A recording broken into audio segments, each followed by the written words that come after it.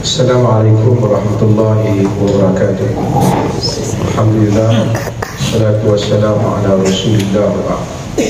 Fadil Ustaz Abdul Razak selaku moderator kami, tuan dan perempuan sekalian, walaupun sebahagian jemaah Singapura ni dah bertolak, dah balik dan juga baki yang kita ada. Saya nak sebut dua perkara.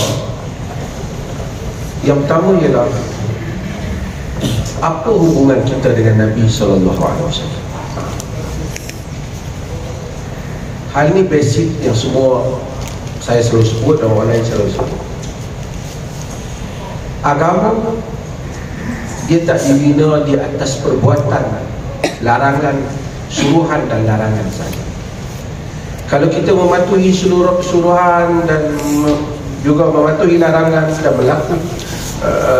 melakukan suruhan, tetapi tidak diiringi dengan rasa cinta kepada pencipta dan rasa cinta kepada manusia-manusia yang telah disuruh oleh Allah untuk kita mencintainya, maka agama itu tidak memenuhi makna ibadah. Adzul wal khudu'. Ibadah itu ialah merendahkan diri kepada Tuhan dan taat kepada apa yang telah diperintahkan. Sesiapa yang solat dengan kebencian, dia tidak memenuhi makna solat. Sesiapa yang tawaf dengan kebencian, demikian juga tidak memenuhi makna. Hubungan kita dengan Nabi SAW ialah hubungan cinta. Kita cintakan Nabi, dan hubungan kita yang kedua ialah kita mengikuti baginda. Sesiapa yang cinta saja tapi dia tak ikut, dia tidak memenuhi makna iman. Bapa saudara Nabi SAW Abu Talib cinta Nabi, support Nabi, pertahankan dia, tapi dia tak beriman, dia tak selamat. Orang-orang yang mengikutnya tetapi tidak mencintainya, walaupun semayang di belakang Nabi, seperti Abdullah bin Ubay bin Salul yang semalam kita cerita di Uhud kan, yang kepala munafikin Madinah yang lari keluar. Dia semayang bersama dengan Nabi, tapi penuh dengan kebencian. Dia adalah golongan munafik. Satu hari kata Anas bin Malik dalam hadis yang diriwayatkan oleh Imam Al-Bukhari, satu orang bertanya Nabi SAW, "Ya Rasulullah, mata as-sa'ah?" Wahai Rasulullah, bilakah kiamat? Soalan ni soalan yang tak patut ditanya lah, sebab asasnya Nabi pun tak tahu kiamat bila. Mal mas'ulu anhu bi'a'lamu minas sa'il, kata Nabi. Tidaklah yang ditanya itu lebih tahu daripada yang bertanya. Dia kata pada Jibril. Tapi orang ni tanya mata sah. Pada awalnya Nabi cakap, kemudian Nabi balas soalannya, madza a'dadta laha, apa yang kau bersiap untuk menghadapi kiamat. Ni ada satu trend kita dalam dunia Facebook ni, suka ramalkan bila yang berlaku kiamat. Tahun ni akan berlaku suara daripada langit, akan berlaku, dia suka teori konspirasi. Tahun berapa ribu kan nak berlaku banjir besar, nak berlaku salji turun di Saudi pun dia kata kiamat, dan macam-macam kan? Nabi tak layan soalan macam tu, tapi Nabi divert soalan kepada sesuatu yang lebih penting.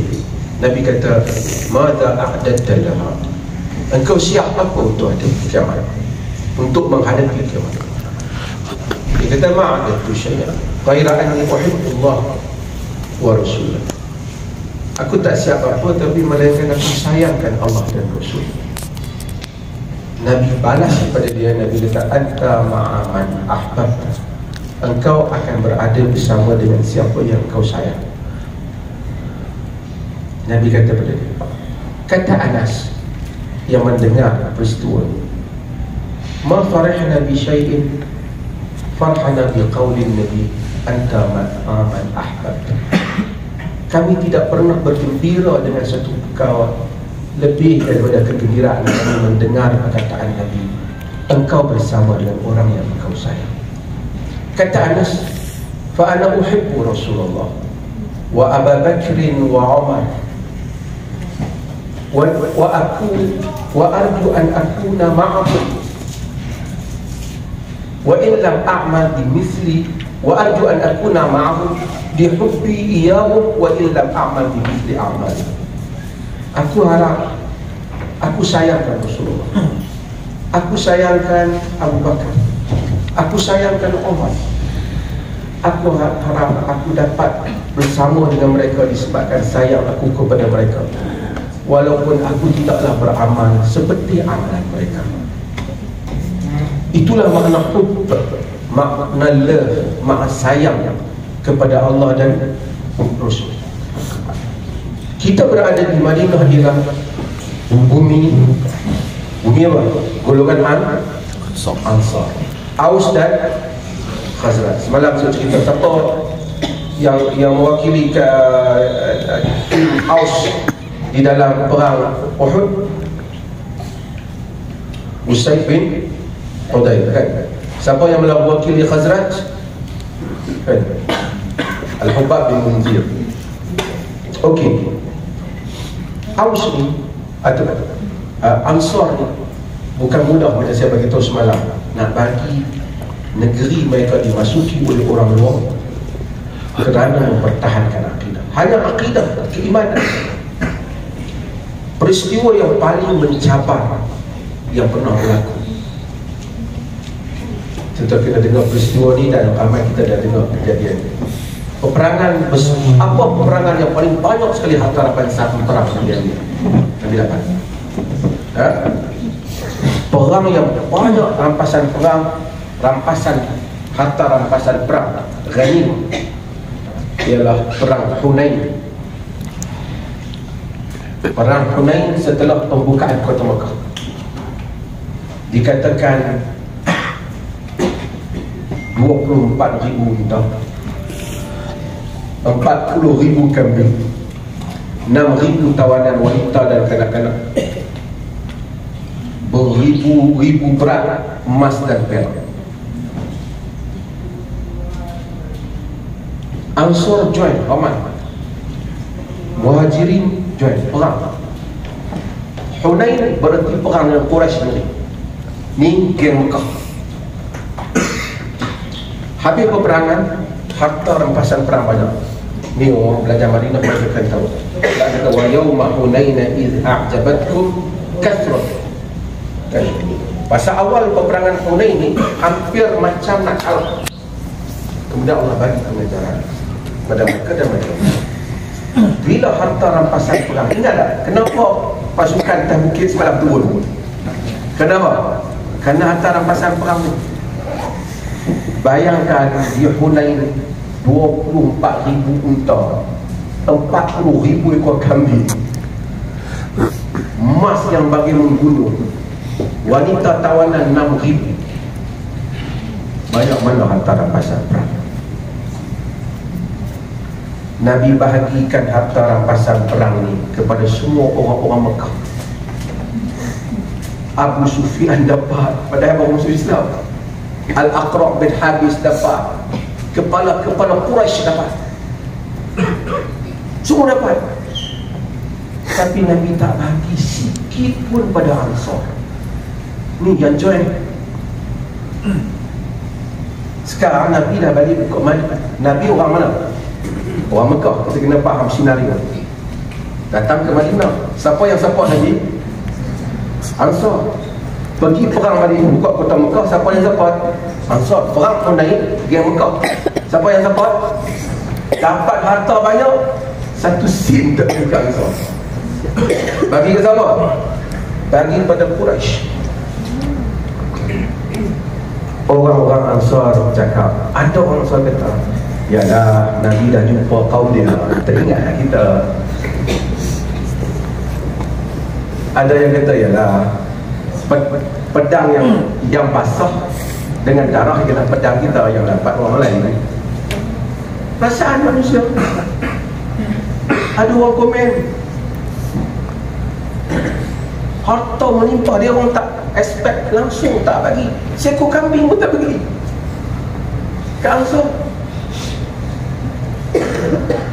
Kepala orang Ansar, siapa kepala orang Ansar? Siapa? Sa'ad bin Ubadah. Kepala Ansar, pemimpin Ansar Sa'ad bin Ubadah. Sa'ad bin Ubadah masuk jumpa Nabi SAW. Ni orang belajar-belajar. Ni hadis ni adalah riwayat Imam Ahmad di dalam Musnad. Masuk berjumpa dengan Nabi SAW di sana.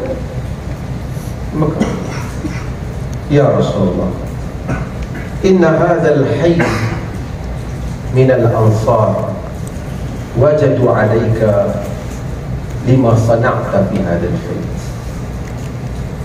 fayt. Wahai Rasulullah, orang Ansar ni rasa macam ada sedikit tak apa-apa hati lah tentang pembahagian antara pasal perang yang kau bahagikan. Kau bagikan ke semua, kepada orang Quraisy banyak-banyak. Abu Sufyan yang lawan Islam banyak dapat. Yang baru-baru masuk Islam 3 hari ni banyak dapat. Ansar sikit pun tak dapat. Bukan mereka kira mereka berjuang, tapi kan dah semua orang dapat. Nabi tanya Sa'ad, aina anta min hadha ya Sa'ad? Kau sendiri itu mana? Kena tanya ketua kan? Ketua tu goyah kan? Sa'ad kata apa? Ma ana illa min qaum. Aku tidak lebih melainkan seorang daripada kaum aku. Apa maksud apa? Aku pun ada rasa macam tu lah juga. Betul tak? Nabi kata pada Sa'ad bin Ubadah, Sa'ad, kau kumpulkan semua orang Ansar di wadi ini.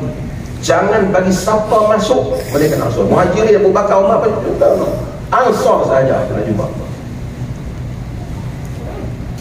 Nabi kumpul semua orang Ansar. Semua orang Ansar berkumpul depan Nabi. Nabi kata, ya ma'syaral Ansar. Nabi, alhamdulillah, salat Nabi khutbah. Nabi kata, ya ma'syaral Ansar, ma qalatun balaghatni ankum. Nabi kata, wahai sekalian orang Ansar, apa cerita kau dengar ni? Apa benda sampai ke telinga tu ni? Sebahagian riwayat selain daripada Musnad Ahmad, sebahagian riwayat lebih panjang kata ada yang jawab kata Rasulullah sebenarnya budak-budak muda itu, kami yang sini-sini tak tahu apa. Tapi dalam riwayat Ahmad dan seterusnya seterus Nabi kata, ya ma'syaral Ansar, ma qalatun balaghatni ankum. Wahai sekalian orang Ansar, apa cerita yang kau dengar mereka?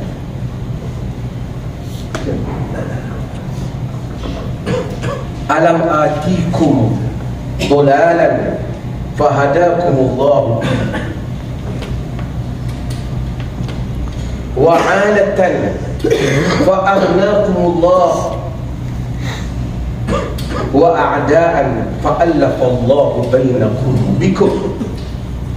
Wahai orang Ansar, tidakkah dulu apabila aku datang kepada kamu, kamu sesat, lalu Allah memberikan petunjuk kepada kamu dengan sebab risalah yang aku bawa?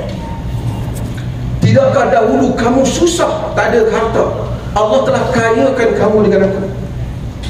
Dan tidakkah dulu kamu berpecah, Allah telah damaikan, bergaduh antara satu sama lain, Allah telah damaikan kamu dengan aku? Ansar jawab, lillahi al-mannu walillahi al-mannu wal-fadl. Bagi Allah itu segala kurniaan dan kelebihan. Lillahi wa rasulihi al-mannu wal fadl. Bagi Allah dan Rasulnya kurniaan dan kelebihan. Nabi kata, ajibuni ya ma'syaral Ansar. Wahai sekalian orang Ansar, jawab aku. Kita mata nujibuka ya Rasulullah. Kami jawab kepada Rasulullah, kami dia kata, lillahi wa rasulihi al-mannu wal fadl. Bagi Allah dan Rasulnya kelebihan. Nak jawab apa wahai Rasulullah? Dengar Nabi kata, wallahi law syi'tum laqultum wala sadaqtum wala sudiqtum. Demi Allah, jika kamu mahu, kamu boleh berkata, dan kalau kamu kata kamu benar, dan orang pun akan kata kamu benar. Ji'naka makdhuban fasadaqnaka. Kau tu dulu datang kepada kami dalam keadaan didustai, kami yang kata kau benar. wa makhzulan fa nasarnaka, kau datang dalam keadaan tewas, kami yang tolong kau. Wa taridan fa awainaka, kau datang dalam keadaan terbuang, kami yang beri kepada kau tempat tinggal. Wa a'ilan fa aghnainak, kau datang dalam keadaan tak ada harta, kami yang memberi keperluan untuk kau. Betul tak? Ya Rasulullah. Nabi sebut, dia kata kalau kamu mau, kamu katalah kau tukang, bukan orang percaya kat kau, kami yang percaya. Kau dulu dah tewas. Langsung terkejut. Nabi bangkitkan hal tu. Nabi kata, "Lau syi'tum la qultum wa la sadaqtum wa la sudiqtum." Jika kamu mau, kamu boleh kata dan kamu benar, dan orang pun akan kata kamu benar. Nabi sambung ayat. Nabi sambung tentang Nabi kata, "Ya ma'syarul ansar, awajadtum fi anfusikum fi lu'atin ta'allaftu biha qauman liyuslimu wa waqaltum ila islamikum." Wahai sekalian orang Ansar, kamu rasa tak puas hati dengan daki dunia yang aku berikan kepada satu kaum Quraisy supaya dapat menjinakkan hati mereka kepada Islam, sementara kamu aku tak berikan, aku serahkan kamu kepada Islam kamu yang sudah kuat. Ya ma'syarul ansar,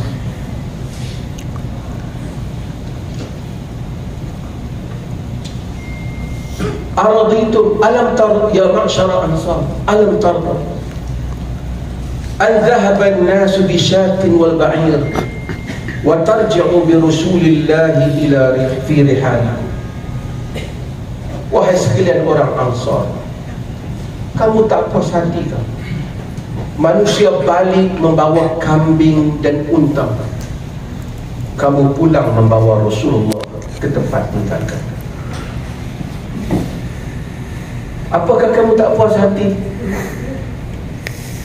Ama tardaun an dhahaba an-nas bi syatin wa ba'ir wa tarji'una bi rasulillahi fi rihalikum aw ila rihalikum.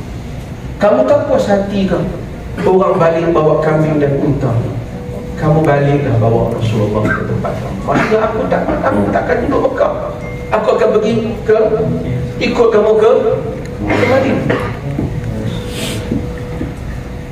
Bila Nabi kata begitu, orang langsung sedih, orang langsung sebab. Nabi kata, "Wallahi laulal hijratu lakuntum ra'an min Ansar." Demi Allah, kalau tidak kerana hijrah, aku seorang dari kalangan Ansar.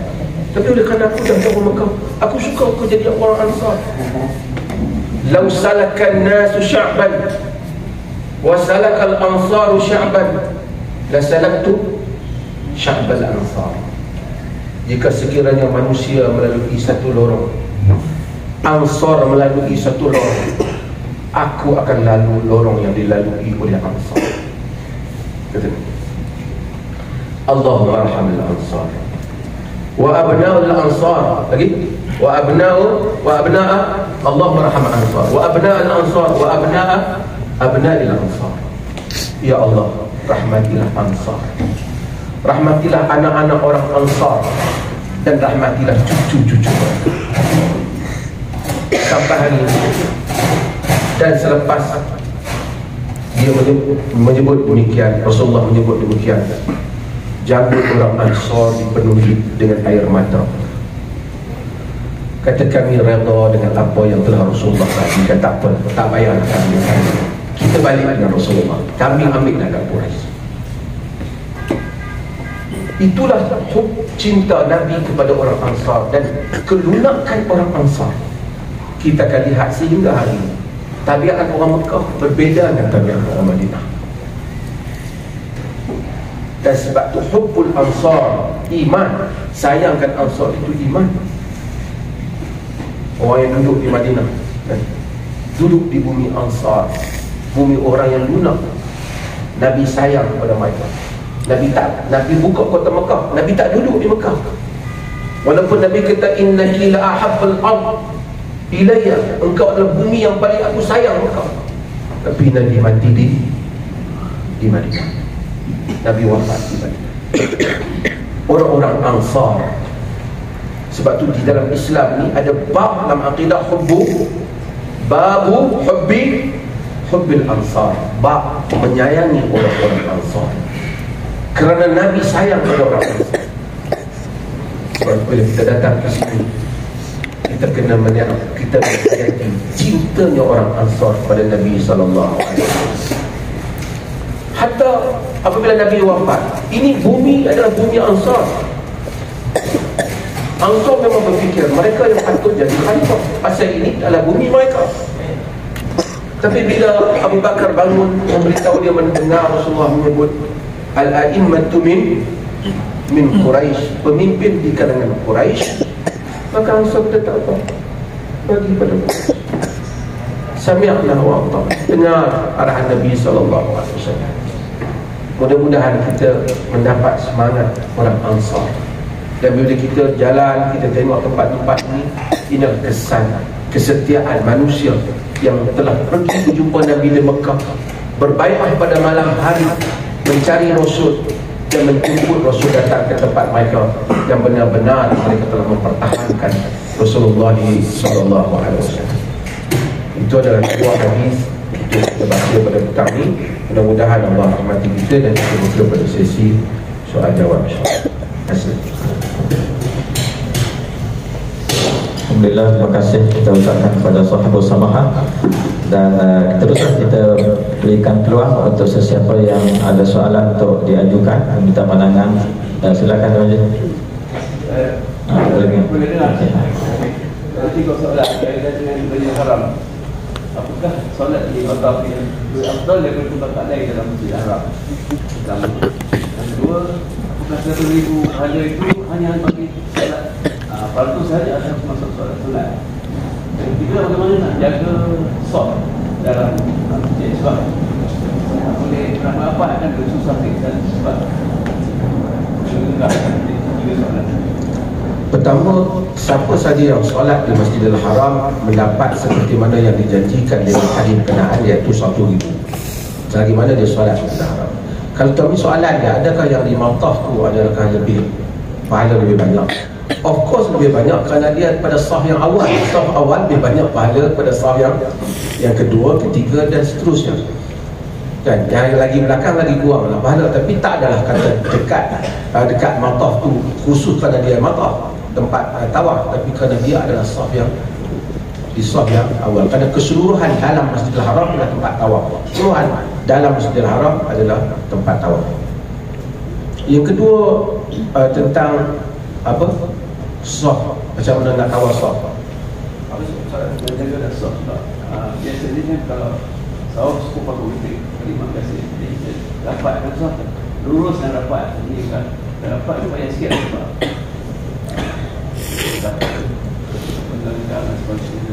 kita kena dalam sunnah salat, sebab tu imam di Malaysia ni kadang-kadang dia tertinggal, dia teriak Allah Akbar. Tapi di sini dia selalu diingat tarasu kan al-awwal fil awwal, dia selalu diingatkan supaya kita penuhi saf. Kadang-kadang kita tengok kosong depan tu kita malas, dan kita langkah setapak ke hadapan, kita dapat pahala lebih lah kan. Kita kata biarlah kosong lagi Pakistan, Malaysia kan. So kita sebenarnya lagi ke depan di mana saja kita kena, sebab itu ada larangan semayang di antara dua tiang.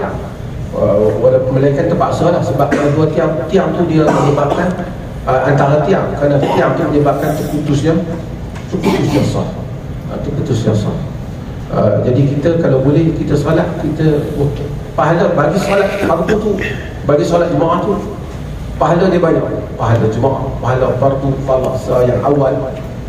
Soalan dia ada apa tadi, pas semayang fardu dan sunat sama? Mudah-mudahan sama. Di atas janji atas Nabi, hadis berkenaan bahawa setiap orang yang salat di Masjidil Haram mendapat pahala yang sedemikian. Baik, ada lagi? Yang lain ya, silakan. Ustaz, boleh ceritakan sikit tak kisah mayat Nabi yang dicuri oleh kaum Yahudi tu pada zaman Khalifah? Mayat Nabi dicuri Yahudi Yang nak dicuri, yang ada, ini bukan pada zaman Khalifah.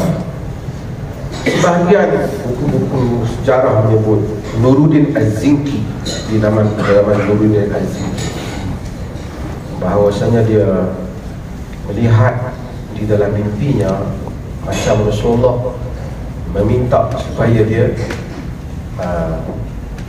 membantu Nabi. Contohnya Nuruddin Az-Zinki datang ke sini dan kemudian semak apa yang berlaku di Mekah ni, di Madinah ni. Tak ada apa pun, dia tengok mesti okey. Ini sejarah sebutlah sejauh mana keabsahan itu, kerana dia bukan sanad hadis disebut. Didapati ada khemah Yahudi yang buat khemah dan korek tanah, dia cuba nak pergi ke makam Rasulullah SAW. Lalu dia ambil tindakan oleh Nuruddin Az-Zinki, merupakan salah seorang daripada pemerintah kerajaan Zinki yang kita daripada situ. Nuruddin Az-Zinki yang membuat laluan untuk datangnya kepada Salahuddin Al-Ayyubi. Ini tak ada pun, takkan dapat pun, tapi telah disebut dalam buku sejarah. Okay. Ada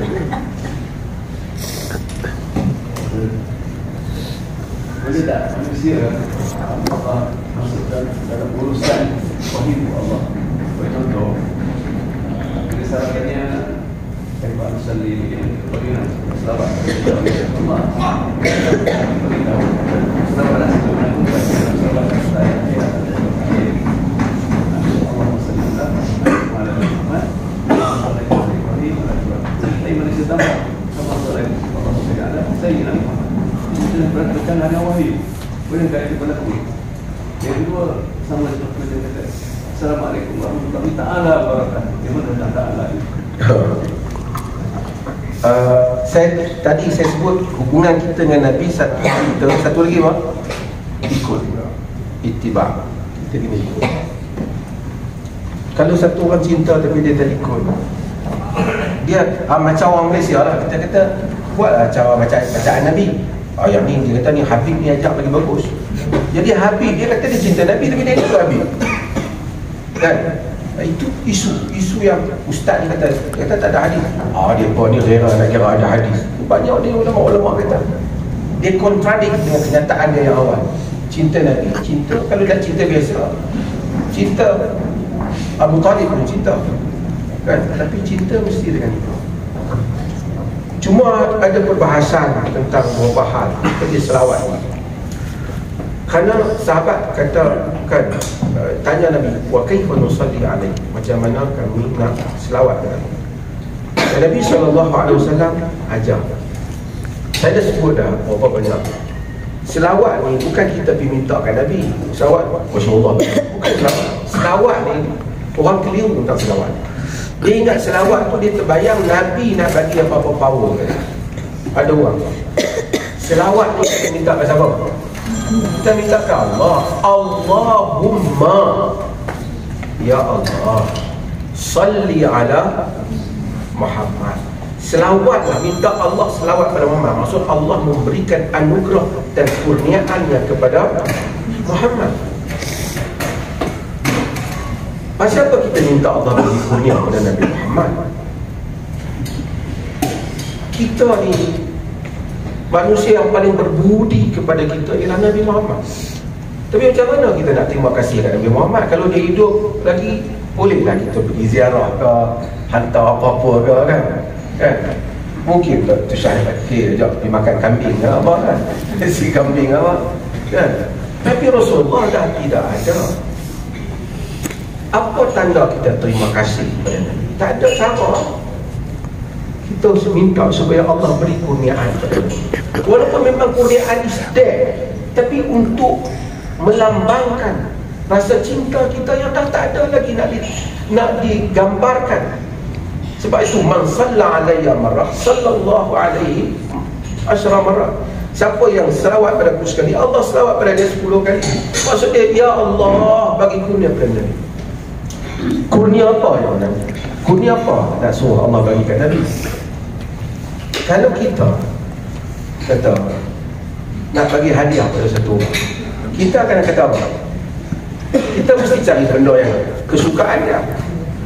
Kita tahu benda tu dia tak suka, kita pergi bagi kat dia. Kita kata, tapi aku suka. Kita nak ajak orang tu makan, dia jenis tak makan kambing. Kita ajak dia juga, dia tak aku suka. Hang suka, mesti makan lah. Tapi hang kena ajak dia benda yang dia suka. Betul tak? Ini benda yang orang tak faham kadang-kadang. Nabi suka apa? Nabi dia mau dia mencapai kedudukan seperti mana Nabi Allah Ibrahim AS. Itu yang Nabi mau. Itulah yang Nabi suka. Jadi dia ajar kita, Allahumma salli ala Muhammad wa ala ali Muhammad, selawat pada Muhammad dan keluarga Muhammad, keluarga Nabi, kama sallaita ala Ibrahim. Itu yang Nabi ajar. Aku nak macam mana Ibrahim, kerana Ibrahim ni makam dia tinggi. Wa laqad istafainahu fid dunya wa innahu fil akhirati laminas salihin. Kami telah mengangkatnya di dunia, di akhirat kelak dia termasuk di kalangan saleh. Ibrahim memang hebat. Tanya Yahudi pun nak Ibrahim, tanya Kristian pun nak. Kama sallaita ala Ibrahim wa barik ala Muhammad wa ala ali Muhammad. Kama barakta ala, berkatilah Muhammad dan keluarga Muhammad seperti mana telah berkatkan Ibrahim dan keluarga. Ini yang Nabi mahu. Jadi bila sahabat tanya nak selawat macam mana, Nabi beritahu yang ni lah selawat dia. Hak kita duduk selawat tu. Tapi setengah orang dia kata ni tak canggih, dia kena buat mail lain, jadi selawat yang tak ada lah hati ni. Tapi petua dia banyak.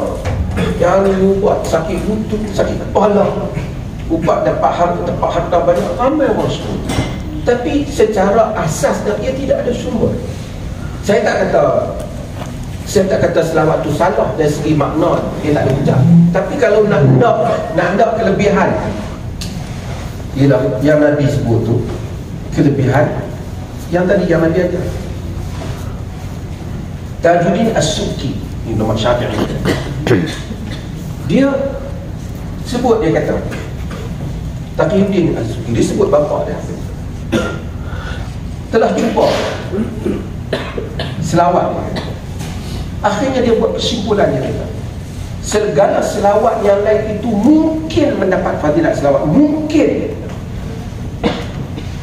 kalau Allah bagi dapat, bagi tak dapat. Tetapi selawat yang Nabi ajar ni confirm dapat fadilat, sebab yang ni datang dari mulut Nabi SAW. Yang lain tu kita Allahumma salli wa sallim ala habibina sayyidina, tak salah dari segi makna, tak salah, boleh ya. Tapi kalau nak confirm dapat fadilat selawat, yang tu yang Nabi beritahu, yang Tuan punya tu sendiri beritahu, Rasulullah. Setengah orang kata, selawat ni biasa, inilah semayang dah, kita mau yang lain selawat kuali apa. Saya tak kata salah, tapi saya kata tidak ada bukti dia telah mendapat satu kurniaan ataupun endorsement daripada Nabi SAW. Sebab tu kalau orang tanya selawat apa, saya kata selawat tu Allahumma salli ala. Adapun tasayyud yang mensayyidinakan Rasulullah ni, walaupun tidak ada di dalam hadis, selawat tu tak ada kata sayyidina, menyebabkan sebahagian para ulama suka kekalkan tanpa sayyidina. Tapi tasayyud mensayyidinakan Nabi ni tidaklah macam kita katalah tuan kita, okay. Sayyidina Bilal, Sayyidina wa a'taqahu, Sayyidina, kan? Bilal itu ialah tuan kami, yang membebaskannya tuan kami, iaitu Abu Bakar. Jadi tasayyud dalam bahasa Arab ni maksudnya anggap sayyid, tuan kan? Jadi kita sebut tadi itu. Tapi macam tu lah, ada tempat macam kalau kita dengar orang asyhadu anna Muhammad Sayyidina, apakah anna Sayyidina Muhammad Rasulullah, kita kata apa? Muhammad Rasulullah. Kita tak kata hampa yang selawat Allahumma shalli ala Muhammad tanpa sebut Sayyidina tu kurang ajar, betul tak? Tak sebut Sayyidina. Tu kita sebut asyhadu an la ilaha illallah wa asyhadu anna Muhammadar Rasulullah, tak sebut asyhadu anna sayyidina Muhammadar Rasulullah. Kerana kita kekalkan teks yang asal. Kalau benda tu salah, Nabi daripada awal jangan sebut benda tu. Quran ada jelaskan kita akan tak memanggil Nabi seperti mana panggil orang lain. La tafa'u aswatakum fawqa sautin Nabi. Jangan kamu mengangkat suaramu mengatasi suara Nabi.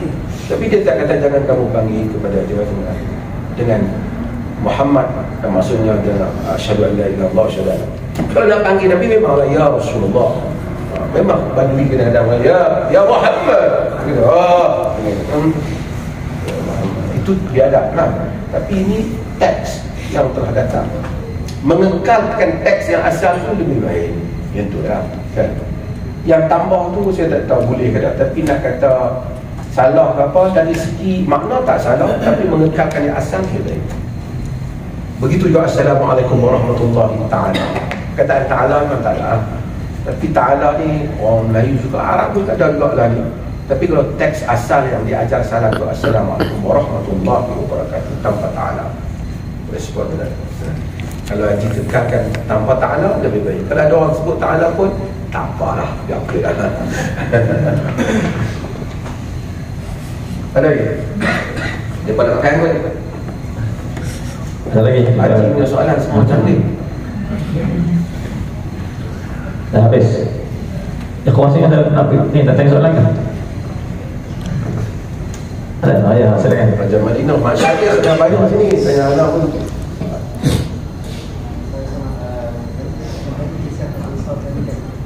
Selain daripada doa Nabi kepada Ansar ataupun nak naikkan cinta dan Ansar kepada Nabi, apa hikmah di sebalik Nabi tak kasih harta kepada Ansar selain daripada hijrah? Wallahu ta'ala alam. Nabi beritahu dalam riwayat tadi kan, awajadtum fi anfusikum fi du'aatin ta'allaftu biha qauman liyuslimu.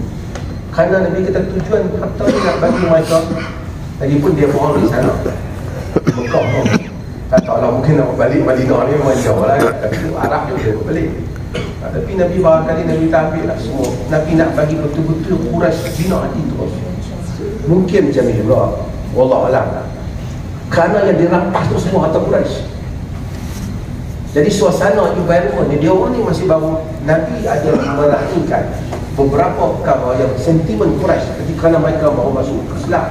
Antaranya hadis yang untuk semua baca dalam Quran, ya Aisha laula hadatha atau hadatha qaumiki bil kufri la hadamtu ka'bata wa la banaitu ala asas Ibrahim.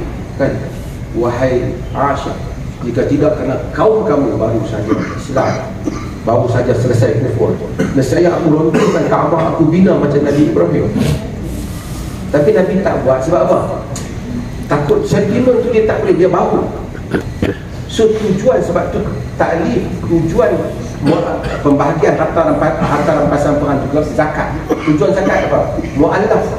Mu'allaf itu qulubuh. Untuk orang Melayu faham mu'allaf qulubuh tu baru masuk Islam ataupun 7 tahun masuk Islam, 20 tahun belum mu'allaf lagi, dia dapat zakat. Salah tu. Mu'allaf bermaksud orang yang boleh diberikan harta, dia akan jinak dengan Islam. Mungkin yang baru masuk Islam salah satu, mungkin yang belum masuk Islam kita bagi kepada dia menyebabkan dia suka daripada Islam. Kita diperlih, kita memang keluarkan fatwa tu. Kalau zakat pergi ke hospital, tengok makcik non-Muslim, sebelah katil dapat, sebelah ni tak dapat, dia kata ada betul dia kata mereka ni memang pilih orang mereka. Kita tak boleh ni zakat, apa tak ada makan kan? Macam orang Melayu kan, kau tu mak dia masuk Islam, mak dia tak masuk Islam, dia buat korban ke rumah dia, buat akikah anak dia, dia kata mak tak boleh makan, mak kafir ni. Kau tak apalah, saya respect lah mazhab Syafi'i itu, tetapi mazhab ni luas. Pergi lihat perkeluasan lagi. Dia hidup dalam environment macam tu, bagilah mak dia makan, mak dia bukan kafir habis, duduk serumah dengan dia. So fiqh yang ada yang lebih luas. Zakat boleh diberikan juga kepada orang-orang yang bukan Islam, tapi kalau dia ambil, dia akan rasa seronok dan masuk Islam. Islam banyak baik ya. Itu semua. Dia pun ni dah masuk Islam, Al-Aqra' bin Habis, Abu Sufyan, Suhaib bin Amr, banyak lagi yang nak itu. Nabi bagi kat dia orang, dia pun rasa macam Nabi ra'i mereka ni, kita kena support Nabi ni. Memang ada orang yang awal-awal macam tu kan, bukan beli-beli tapi kan macam tu kan.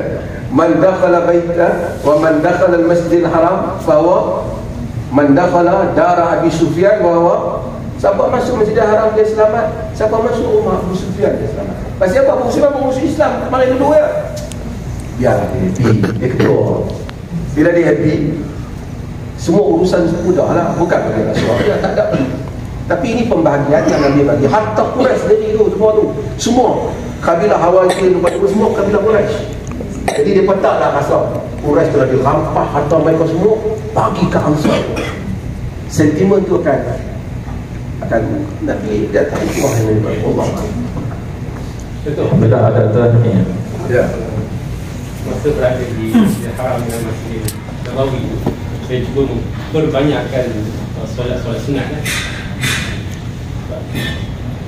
Antara solat sunat yang memang confirm tu solat sunat rawatib. Tapi macam kalau saya nak buat solat sunat tambahan seperti solat sunat tasbih semua tu ada. Sebab ada orang solat sunat tasbih, solat sunat taubat. Apa yang kita boleh buat, solat sunat ni banyak tak buat. Sunat mutlak 2 rakaat tanpa apa sebab pun kita boleh buat solat sunat. Walaupun tak ada tajuk dia, dia mutlak, dia boleh buat. Banyak mungkin kita boleh solat. Solat ada solat sunat.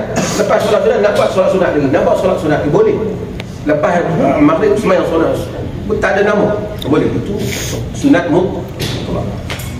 Solat sunat tasbih, ulama hadis ada perbincangan sikit tentang kedudukan hadis solat tasbih.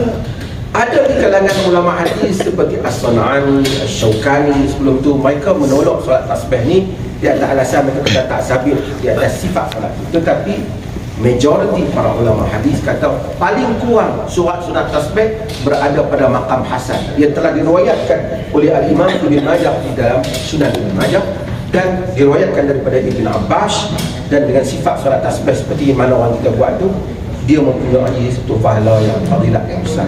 Kalau orang tu tak mampu buat pun, dia buat setahun sekali ataupun sebulan sekali, kalau dia buat seminggu sekali, dan salat tasbih punya fadilat yang besar, dan dia adalah salat yang sabit di sisi majoriti para ulama. Hatta Al-Albani muhassankan salat tasbih. Orang yang tak baik. Ada ini? Kami ya? Terima kasih ya. Irfan Luna. InsyaAllah kalau begitu kita sambungkan dahulu sesi pada petang ini, dan sesi berikutnya ialah pada esok petang. Esok petang seperti dalam jadual, insyaAllah kita akan bertemu semula di sini selepas solat asar untuk sesi yang berikutnya. Sekian, terima kasih pada yang hadir pada petang ini. Kita tangguhkan dahulu dengan tasbih kafarah.